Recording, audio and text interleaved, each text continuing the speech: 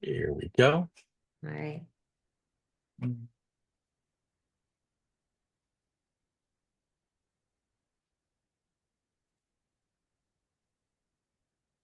Can everyone see my screen? Yep. Cool. Awesome. Okay. So, like I said, or like Nicole said, I am a recovering attorney.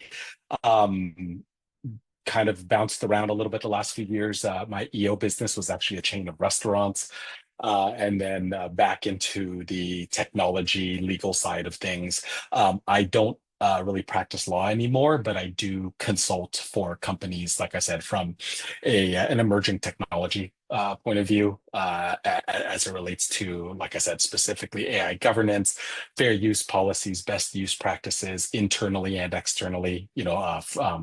Client facing and internally. Um, I have given, I've spoken at conferences about AI. As part of attorneys' continuing education, I have spoken on behalf of the CEB, which you see in the top left corner. CEB is the largest um, lawyer continuing education program in the state of California. It's actually run through the University of California system. So I've spoken. This is actually the slideshow that I used for my talk then. And then I also write a monthly article for their daily newsletter as well. Like I said, I'm going to run through this fairly quickly. And This was mostly written, like I said, for an attorney's perspective, but I'm going to try to relate it to business owners and the operations teams, as that's who the audience is today. And Like I said, if there's any questions, feel free to interrupt me. I prefer you ask it now instead of waiting till the end and forgetting the questions. So awesome. Okay, so this is a little bit about me. Today, we want to talk about AI's implications as it relates to intellectual property, copyrights, trademarks, patents, all that kind of thing. Ensure that your businesses are compliant with data privacy laws, GDPR, CPRA. There's state level laws that have either been ratified into law or are being proposed right now. So those types of things, learning how to navigate fair use and open source licensing, managing risks of AI output, implementing controlled rollouts, and how to keep proper records and adhering to ethical standards in your industry and your business. Um, this is kind of the high level of what we'll be talking about today. I'm happy to share the PDF of this after the this presentation if anyone needs. So current developments as of the past month or so. I always start off with the caveat that all emerging technologies are, by nature, new. Legislation and laws always trail the visionaries and businesses in any new field or industry. I give the example of Amazon. For those of you who are a certain age, you'll recall that when Amazon first launched in the late 90s, early 2000s, they had an unfair advantage where if they didn't have a warehouse in your state, you didn't have to pay sales tax. I remember, thinking that, hey, I'm getting an 8%, 9% discount on everything I buy from Amazon when it's already cheaper than anyone else, and I'm getting another kind of cherry on top. Until the laws caught up and whatever it's been, 15 years now, 20 years now, where you do have to pay sales tax and level the playing field. But by then, Amazon had already kind of achieved that status. They had already hit that hockey stick growth. Um, like I said, the legislation such as GDPR, the EU's Artificial Intelligence Act, CPRA, which replaced CCPA, those are all laws that are still being interpreted. People are stress testing that as we speak. In Virginia, they proposed a new AI law, I believe last Wednesday or Thursday, so about a week ago. that has gotten kind of rave reviews, and there's talk that it will kind of be between California's laws and Virginia's laws. That may be the standard bearer moving forward, at least in the United States. Last month, for those of you who saw, right at the end of last month, about 3 weeks ago, the US Copyright Office released a 52-page report that said that any written works that you want copyright protection requires meaningful human authorship, and not just the creativity. That's the formal phrase that they used in the report. And then again, Elon Musk made a $97 billion offer to purchase the nonprofit entity of OpenAI. Sam Altman, rejected it immediately, but um, there's legal implications to that, right? And anytime you are dealing with an entity that has shareholders, that has a board, technically Sam Altman has an obligation and a fiduciary duty to bring that to the board. It's not something he can make a unilateral decision on. So this is not the last. I'm going to make a really bold prediction and say this isn't the last you've heard of Elon and Sam bickering over OpenAI.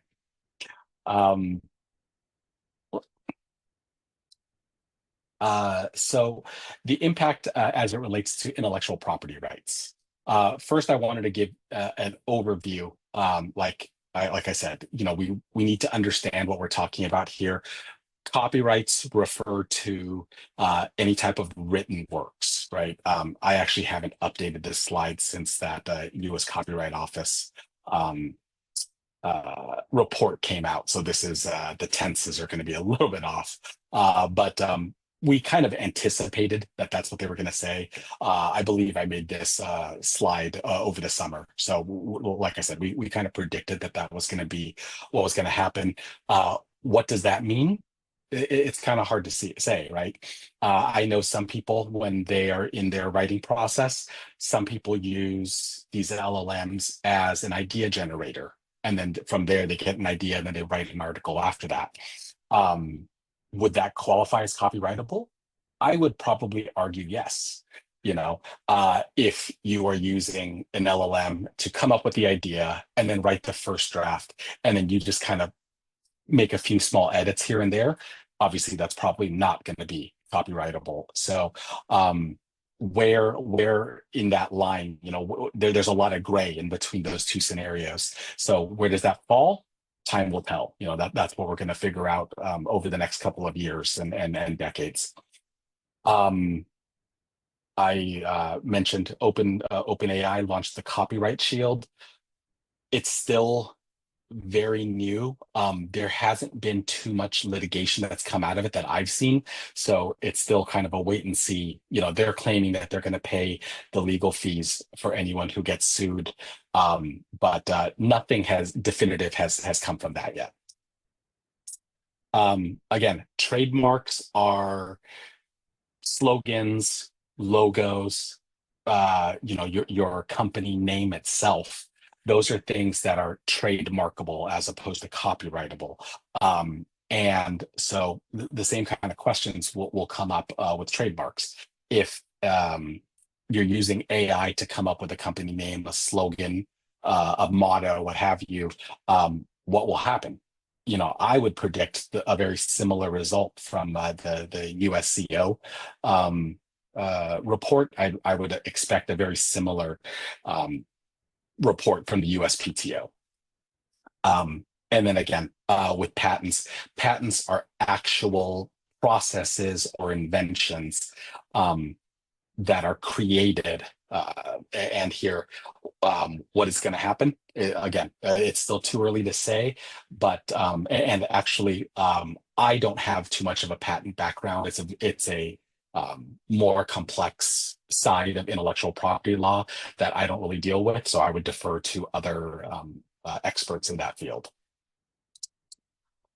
So in terms of data privacy, right, what we're concerned about from a legal perspective, from an ethical perspective, is that a lot of these LLMs are collecting data, and they're just collecting it straight off the internet, right? The amount of data that has been accrued in the past 5 to 10 years, like matched what the internet did in the first 20, 30 years of the internet. It's kind of crazy how much data has been accrued. Um, and I know for law firms, I have law firm clients who say, well, obviously we can't have confidential client data, sitting out there inside the servers of LLMs. So, they're working, most of these law firms, CPA firms, hospitals, and doctors' offices, they have a very specific need as it relates to data privacy. Insurance companies, any insurance company that has medical data, things like that, all of those types of industries are affected by these data privacy issues. Um, so how do you get around that? Obviously, the easiest way is to obtain consent. Um, minimize the data collection, but that's at the risk of, quote unquote, falling behind, as relates to the LLM data acquisition, or data collection, I should say. um, there's only so much we can do for these industries that have these privacy issues. From a higher level, when we're talking about a marketing agency or something else that doesn't have sensitive data, it's just a matter of, you know, a lot of people don't want to share information when they don't have to. There's that privacy issue. So these are different ways that we can go about protecting our clients' data. Um, like I said, this is this was geared towards attorneys, but this is what I tell all of my clients as well, is that we want to aim for an AI tool that will not collect your data, or it will silo it in your own separate server or something like that, right? And that's the solution that a lot of these privacy sensitive industries have uh, gone to. In terms of algorithmic bias and discrimination, uh, these AI systems, what a lot of people don't understand is that LLMs are basically just mathematical equations or algorithms, right? It's basing the output based on an algorithm that says this is the next most likely word. If you say this word in this context with this prompt, this is the next most likely word in our database. And then it's this word, and then it's this word, and then it's this word. And it's just doing it at a super, hyper speed.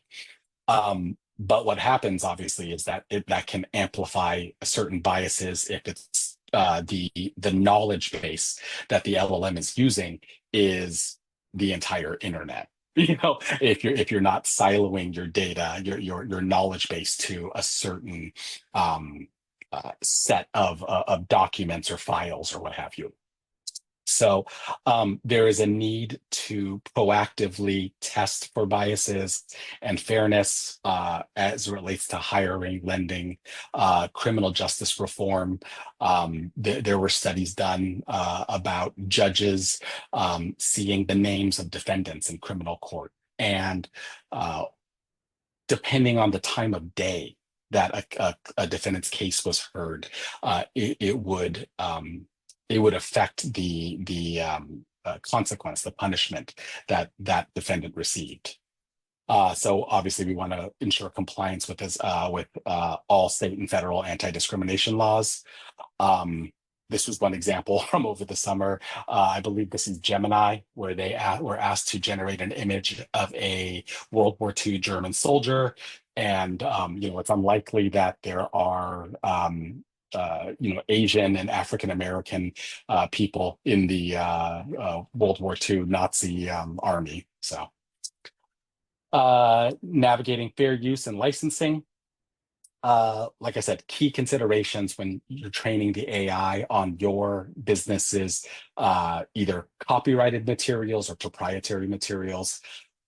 We just want to be sure that if you're using things that are open source or fair use, that you follow whatever your jurisdiction requires in terms of acquiring that data. For example, the GPL requires attribution, access to the code, and sharing of derivative works if you are creating something like that. Again, GPL is short for General Public License. Um, Open. That's all fairly easy to understand. In terms of licensing strategies, we want to conduct IP due diligence and clear any rights for training data materials. We want to obtain those licenses for that third-party tech.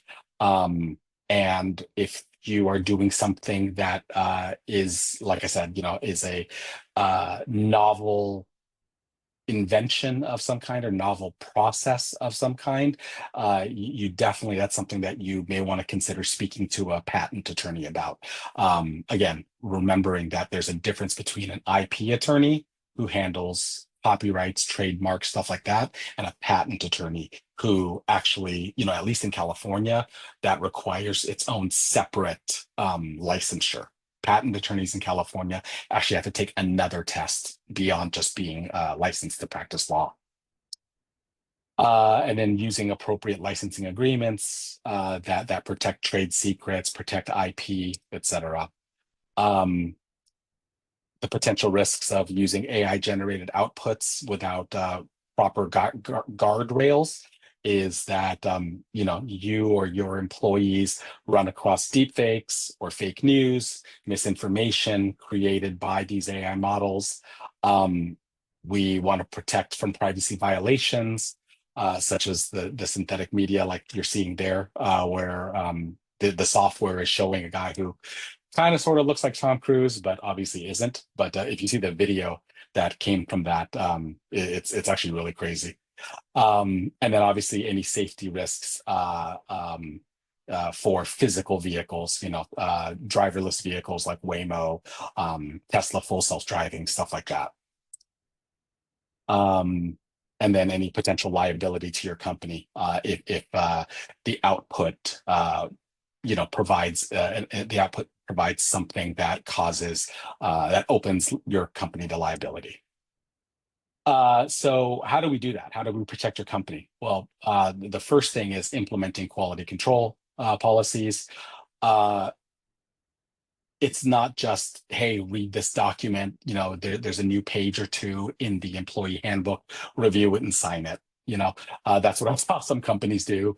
And I can tell you that their employees literally just signed it, sent it back. They didn't even read it. They didn't go through training.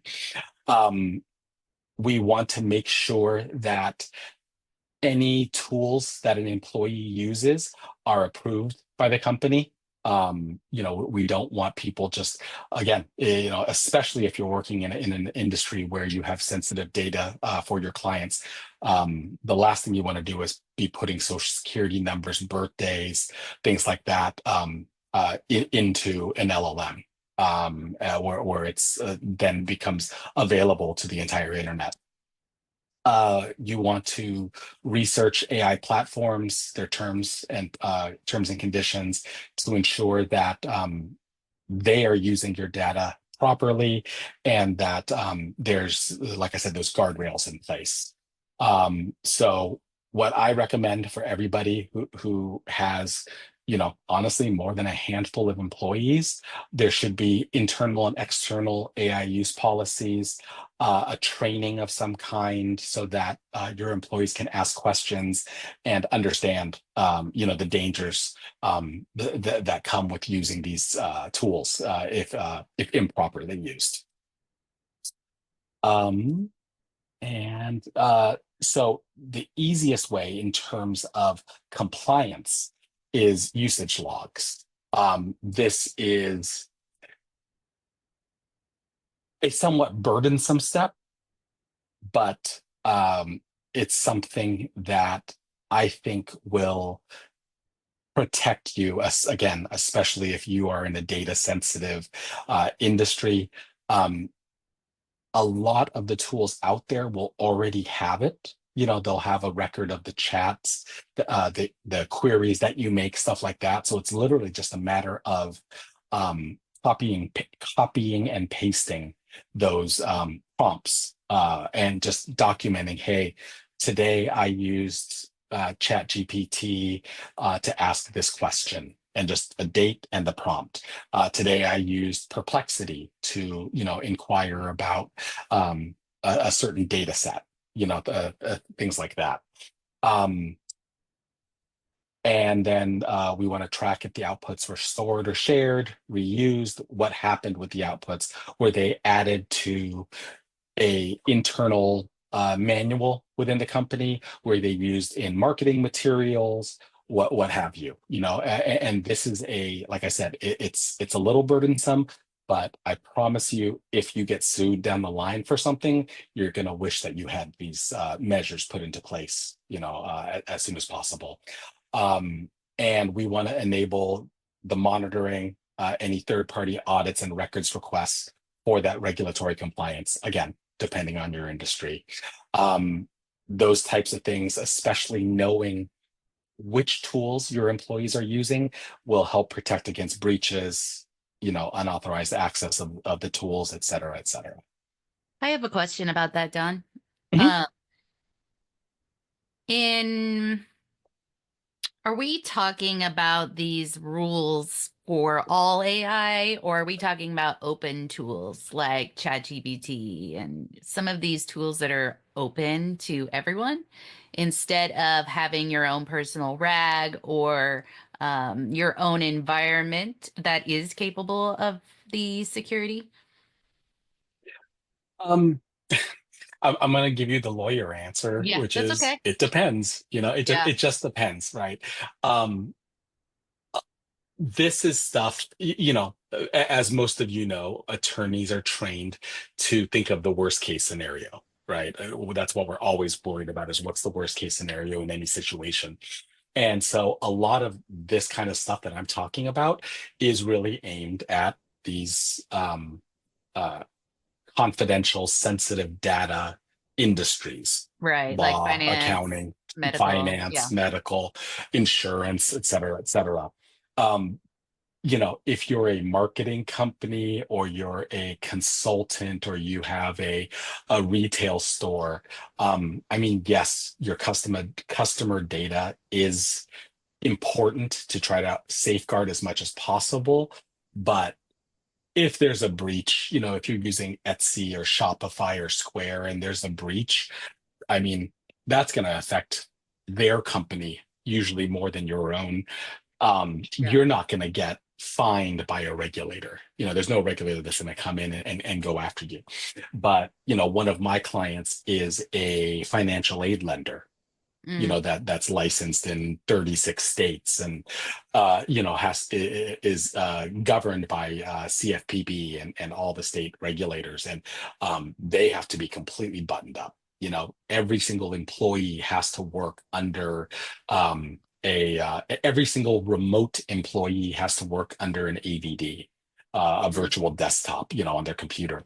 You're not allowed to keep any uh, client data on your hard drive. It has to go into the secure, the enterprise version of Dropbox. I forget what they use, mhm. but that sort of thing. And then, like I said, um, I just started working with them, so that's something that I know that a lot of their team uses ChatGPT, uses Claude, Perplexity, and we're working to build their AI usage policies and the logs and stuff like that. Okay. Great. Thank you. Yeah, of course.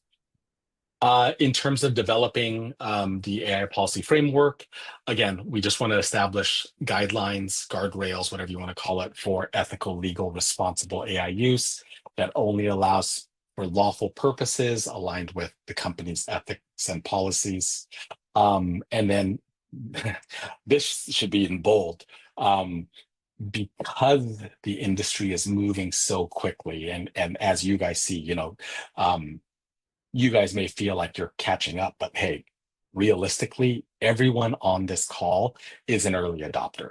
If you are on this call, because you are worried about AI in your business or in your job, that means you're ahead of 96% of the population out there in the world.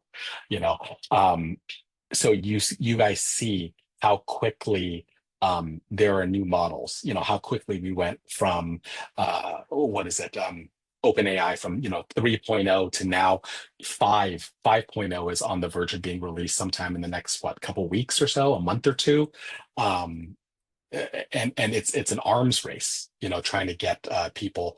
I read an article the other day where Anthropic is kind of getting like, what's going on with Anthropic? Why are they falling behind?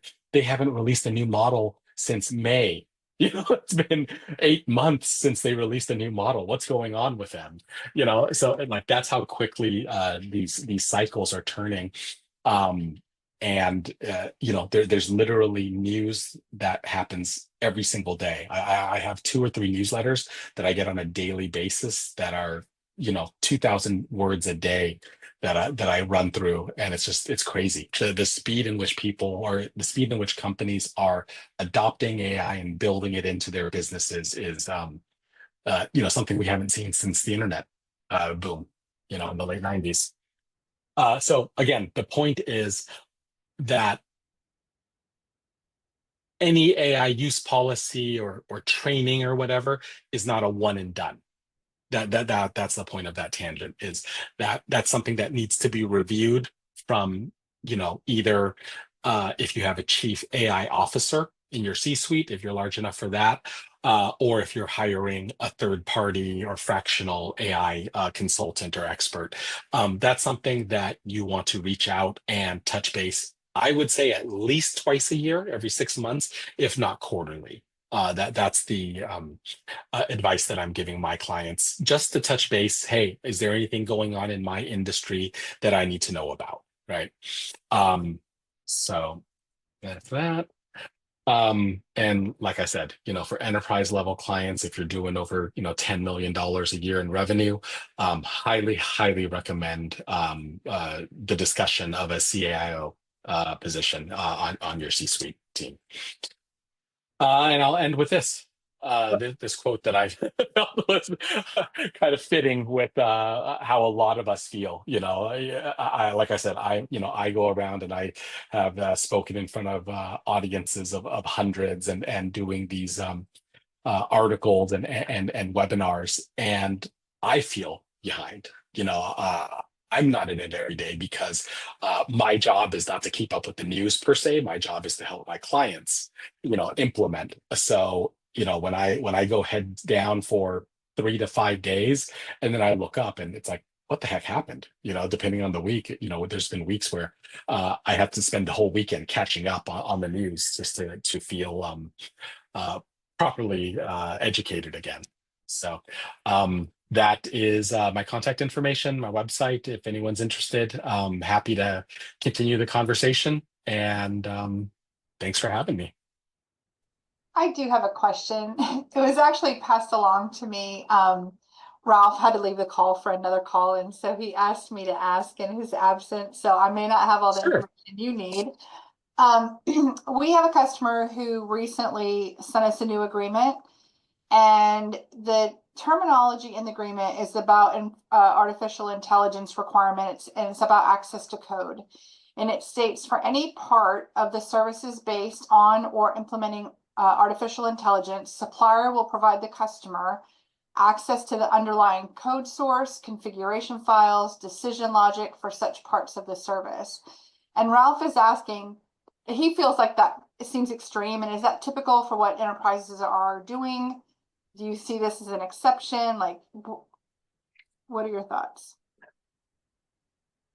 Asking for the code has kind of turned into, you remember when you were a kid in grade school and they would ask you, for a math problem? Like, I've got 3 kids in grade school.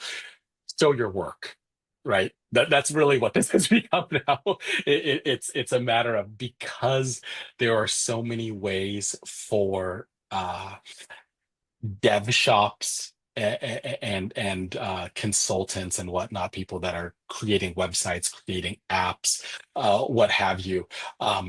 They're using no code tools or low code tools. Asking for that kind of stuff is akin to showing your work on the math Okay. problem. So what I will say is it's not common, but it's becoming more common. Okay.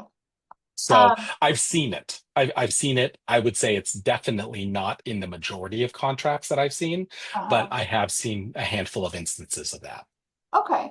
And then his second question was, if we cannot accept that term, what would be a reasonable accommodation? That's something I couldn't give you an answer until, unless honestly you hire a lawyer. Okay. That veers into legal advice, and I'm Okay. Yeah, here yeah. as a providing information, not Okay. legal advice. Okay. Sounds good. All right. Thank you. My pleasure. Yeah, and I'll jump in with another question. Hell So yeah. I work with digital marketing agencies in particular, and so my own business and then my clients' businesses also have a lot of contractors. Mhm. And we recognize that we want everyone to work like within, say, like Claude Teams, Mhm. or Teams, or things like that. Um, and that's starting to blur the lines a bit with what we Yeah, know between employees and absolutely. contractors. And so I'm curious just if you have any insight to that, any tips, to not cross the line too much, or if it's still quite early on, particularly with, again, these roles. Everything's really on. Let's be very clear. Everything in related to AI, emerging technologies, cryptocurrencies, we're really early on. Having said that, what I will say is this. Um, it's a two-part answer. Uh, the first part is a you as the agency owner, who is subbing out the work, you need to protect yourself as much as possible, right? So, I believe actually, Nicole, I believe you're an example. When we did your guys's contracts with your 1099s, it says specifically that they will mirror the same fair use policies that Nicole's company uses, right? And that's done as a CYA to protect yourself to say, hey, you know, we can't control them per se, but at least they know what the expectations are as it relates to data use, fair use policies, etc. Wasn't that you, Nicole? Wasn't that you guys that I helped do? We did one, but I don't know that we talked about the contractor part of it. I And vaguely remember. I think this was about a year and a half ago. Now yeah, I thought I remember doing that for you, but in any I event, mean, it makes sense. And even if you have contractors and everybody has email addresses, you still use Gmail. And, yeah, like exactly. everybody would still be on that. So it, So yes, I'm sorry. I cut you off. oh, I mean, because if that was pursued, then you would have to say like everybody with the Gmail account with your company is an employee, you know? Yeah, so that's a great segue into the second part of the answer, which is, again, it depends on the state you're in. Some states have very lax independent contractor laws. I'm in California. I'm a trained California attorney. In California, there is a very specific prohibition on trying to control your 1099s and how they do their work. So the really short summary of that is a 1099 has to have full autonomy as it relates to the when, where, and how they do their work. So a client, an agency, or whoever cannot tell a 1099 where to do the work. You have to come into our offices, you have to work our business hours, and you have to use our tools, right? So if I was in the shoes of the agency, in California, I couldn't tell you any of that. I could only say these are the fair use policies and AI policies that we use internally, and we would highly recommend and encourage you to do the same as our subcontractor, but we cannot force you to do it. Right? Again, in California, other states, you got to check the other states' laws. And then related to that, Mhm. because if they are a 1099, say that they're using their own platform, and again, we're encouraging them to use a paid, account, not a free account, and obviously anonymize, data, et cetera, et cetera. You mentioned in your slide deck in particular to like retain copies, of like all logs. Right. And so could we potentially request, maybe not require, but like request those input outputs, from contractors then? Yeah. Okay. I mean, hypothetically, again, depending on your state, if there was a clause in the 1099, the independent contractor agreement, that part of the work product that they were to deliver to you was a usage log of what tools they used and what prompts they used, and you just said, hey, that's, you're not telling them what they have to use. You're just saying, hey, tell me what tools you're using. Tell me what prompts you're using. That that passes the sniff test, in my opinion. Yeah, we're all remote, and all of our agencies are remote, Yep, and of course. all around the world as well. So Yeah. it's very complex very quickly with all of the different contractor and employee laws as well. That financial aid company I mentioned has employees in, I think, 9 countries. 6 states in the US and 9 countries across the world too. So it's a lot of fun. I feel for They that keep me busy. They keep me busy. Mm-hmm. Cool. Okay. Thank you for answering my questions. My pleasure.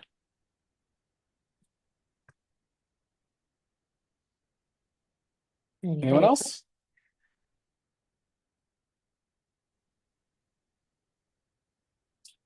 Candy, do you have another one? No, that was all I had. Thank you. Okay. I have a question. Mhm. What about hiring using AI?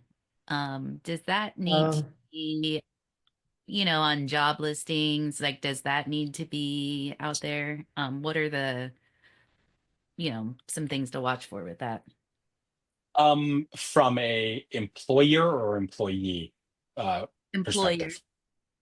Employer perspective, if Mhm. you're using an AI resume reader, um, it's what, this is one of those things where you want to make sure you're using one that's reputable, as it relates to, we've seen there's been instances where you have identical resumes, but the name is off, right? One is a very well, I don't know what you want to call it, European sounding name, and the other is a very ethnic sounding name. Same exact resumes, and the European one is like, hey, this is a perfect candidate for your client, Mm. and or for you guys, and this is, oh no, it's not going to be good. Here's the thing. I mean,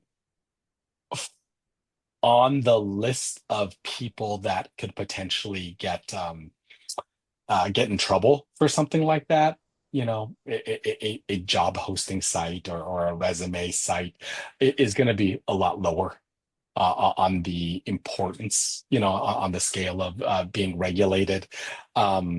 Realistically, that's something that would only really come to light if there was a whistleblower Mhm. in some way, or some type Yeah, of like because academic study. there's no Right. other way you would know. It's literally a whistleblower or an academic study of some kind or a scientific study of Mhm. some kind. But there's no regulator that's going to go after you. It's like there's like I said, I used to own restaurants, and uh legally you have to have for example, a Spotify account. If you're playing music in your restaurant or your bar, you need to have a Spotify commercial account. You can't use the consumer version. You can't use DirecTV or YouTube TV. You have to use the commercial version. Um, the chances of you getting caught on that are really, really low. Mhm. Again, versus financial services companies, Right. banks, hospitals, lawyers, blah, blah, blah, like I've said multiple times. So I'm not saying the risk is zero, but I, I wouldn't keep myself up at night worrying about a concern like that. I kind of wonder if it will be part of like the process soon, because now, there's a lot of questions you used to not be able to ask that you can ask now, and you can prefer not to answer. And I'm Mhm. wondering, and these are just things because I've noticed that sort of thing occurring, or notice when because my nephew's been looking for a job. So noticing when it says like you want to opt out of having your resume read by AI. So Reviewed, like there's right. actually people that are giving you that option. So just another interesting area that's going to be affected. And I mean, we don't have the answers, 100%. but you know, Ironically, my wife is like a Luddite.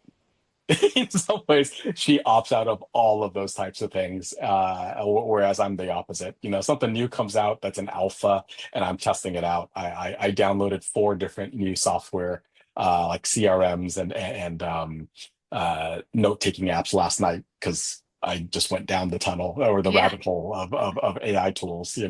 So yeah, no, I mean that totally happens. And like I said, we'll see how all of this shakes out and how the industry evolves over the next 5, 10 years. It's going to be a crazy time. It's going to be an absolutely crazy time. And then again, I will also say, without getting political about it, there are real world implications to um, the Trump administration taking over as it relates to regulatory issues, right?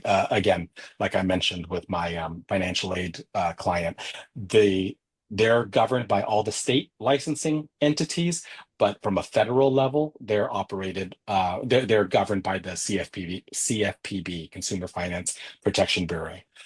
If you've been paying attention in the news, Trump fired the former director, put in an acting director, and then just named a permanent director that needs to be approved or whatever. But right now, there was not a proclamation, an order that said, everybody stop. If you are an investigator for CFPB, stop what you're doing. No investigation. So the foxes are in the henhouse right now. I Hmm. will tell you, the owners of my client company are extremely happy. Not that they're doing anything illegal per se, but that the threat of a possible investigation is at least temporarily shelved for now. So Yeah. Be able to get away with stuff for a while. I remember the taxes.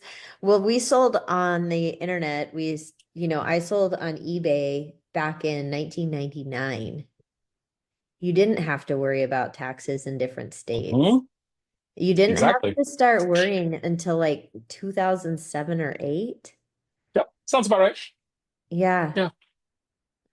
Uh, my college job in, again, 1998 was working in a call center, and because I was one of like 3 people that knew what the internet was in 1998, they put me in charge of the internet customer service team.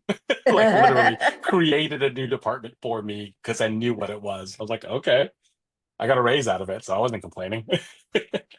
That's hilarious. Yeah. Yeah. Yeah. There's going to be a lot of changes coming up. Yes, there is. Good That's, news. Keeps everybody busy. At least everyone on this call. yeah, it definitely does. And it's good to stay in touch of what's going on in relation to whatever you're up to. Yep. And we tend to lean conservative when we make recommendations of what tools they should use, which things are safe. Because we work with government agencies too.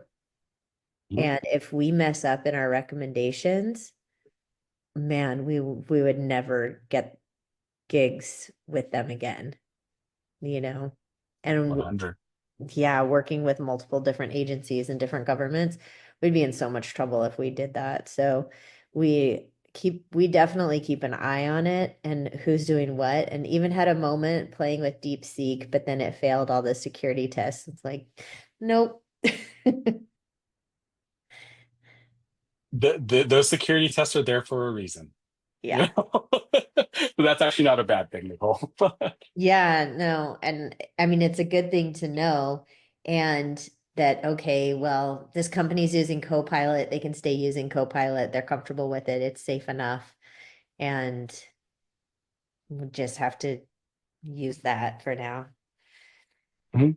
I mean, I mean, I will say this without I'm not shilling for any I don't have any affiliate links or anything like that on anything and any software, but I will say that the $200 pro plan on OpenAI is freaking incredible.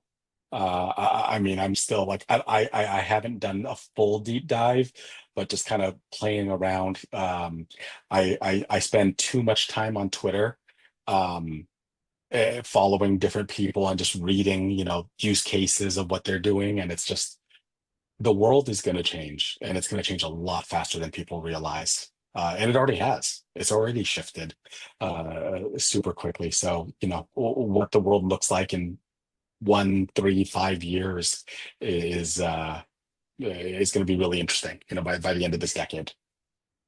yeah, absolutely. We've been playing with that subscription too. It's cool. It's super cool. Um, well, I mean, while I have you on the phone or I have you on this call, Nicole, I am a productivity junkie. So I'm the guy that's literally I get antsy after I use a software for like a year. I'm constantly changing like my to-do list app and that kind of thing. Anything cool that you guys have seen lately? Yeah, so I've just been taking Hoop out for a spin. Have you seen that? I used it a year and a half ago, early 23, when it was in alpha. Yeah. And the entire executive team, they got me on a call and I told them everything that was wrong with it back then. I haven't used it since. I Well, told them, look, the idea is great, but in practice, it's you're too early. yeah. But I've seen, yeah, they've made progress, so Yeah, so I should check them out again. I've tried a bunch of the different tools like that over the last couple of years too. And now Hoop actually does a really good job. So I have it tied to my inbox. I have it tied to Read AI and to Slack. And it will populate my task list with tasks for me from the meetings. And in meetings, like a read meeting with a bunch of people, it will task out to different people Okay. based on and it's connected to read and it does it real time too. Hmm. Okay. Yeah. I'm using a note taker called Scribble. Mhm.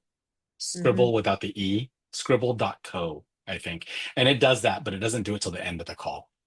And it Well, doesn't have so the other features. Read will do it in there, but what Hoop does is it takes your read notes. So Hoop ties all the things together Yeah. and makes one task list from all of your locations where you keep things. Like it'll tie into Notion or Outlook or whatever mail you're using. And so I really like that. I just got done with the week trial and I'm gonna get the paid version and keep going on it. We have another team member who's doing a paid trial right now. Okay. And so far she's liking it. So with the world of my tasks and email and meetings, that's something that is just hard for me to get a handle on. And so that's been my favorite thing so far. Like just Okay. recently that I've been playing with. We should have a conversation offline. I'm curious what other tools you've used and stuff. Because like I said, I think I've tried all the top like 20 to-do list applications. Yeah. Yeah. Hey, on that note, can I jump in and ask a question here about that stuff? Hi, Nicole. Hi, Jack. Hi. Hey, Don. So, on the tools part, I was hoping that you guys' expertise might be able to point some to me because I haven't been able to find anything for an AI that I could use to do like a tour of something to create a building that hasn't been built yet. Is there something out there that can do that? If I say, hey, create me a lounge area that does this. Is there something out there that can do that right now? Like an image generation Yeah, tool? like an image generation tool. There are Is a it? bunch. Yeah. So, What? Sora?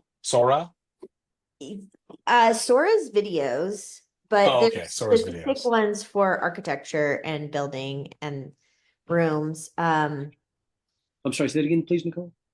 Well, I don't know the names.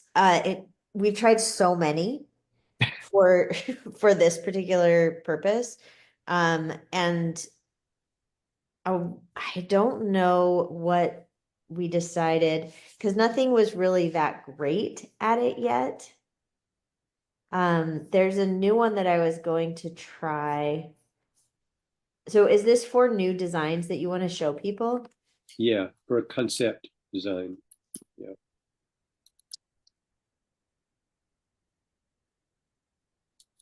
Let's see.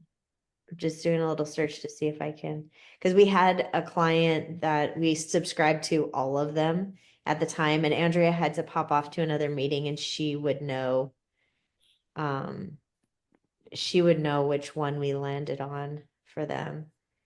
Because she had to do a bunch of rooms for like this one was for products to sit in. So I'm gonna send her a message. Please.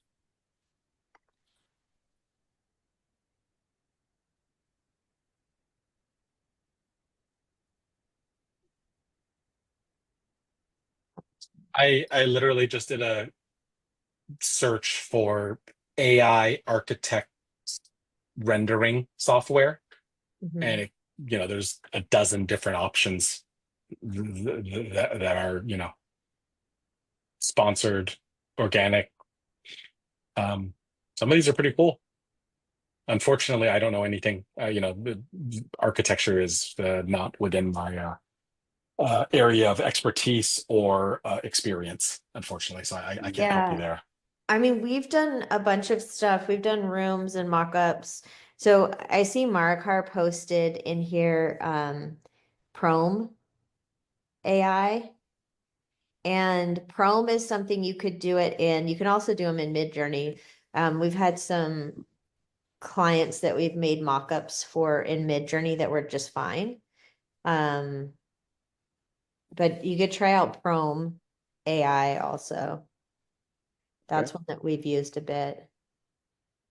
But there's some that have catalogs of different furniture by specific designers, and you can actually pick from the catalogs and you can outfit a room with the furniture from the catalog.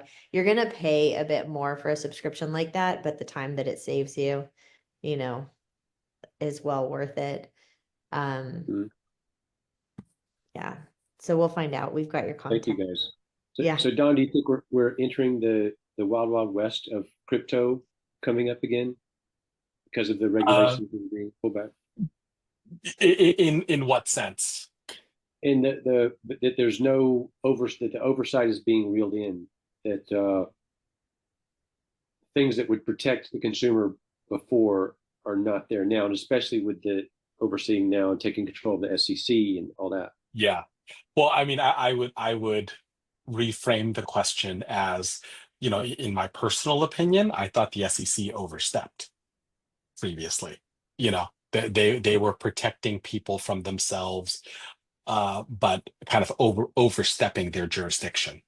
Um, Personally, I'm a big believer in personal autonomy and not having government overreach.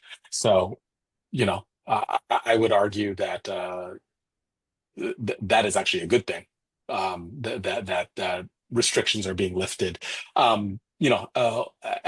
the same time, saying that some regulation needs to be there. Obviously, again, I'm not trying to get political at all. There needs to be some protection, but you know, uh, shifting the conversation slightly, why are only accredited investors allowed to invest into just a regular investment? Not crypto, not anything. You theoretically need to be an accredited investor to invest into any private company that's raising an investment round. Why can't someone making $50,000, $75,000, if they're good with their money and they're willing to invest $25,000, why can't they invest their money? Yeah. Well, I guess it was put in place to protect the people who are not real savvy, the elderly people who are sitting on their nest egg and that can fall victim to someone that would persuade them to putting their life savings into this thing. For sure. And don't get, like I said, there absolutely needs to be safeguards. Personally, I think the CFPB kind of like losing their teeth is not a good thing. So I 100% agree with you there.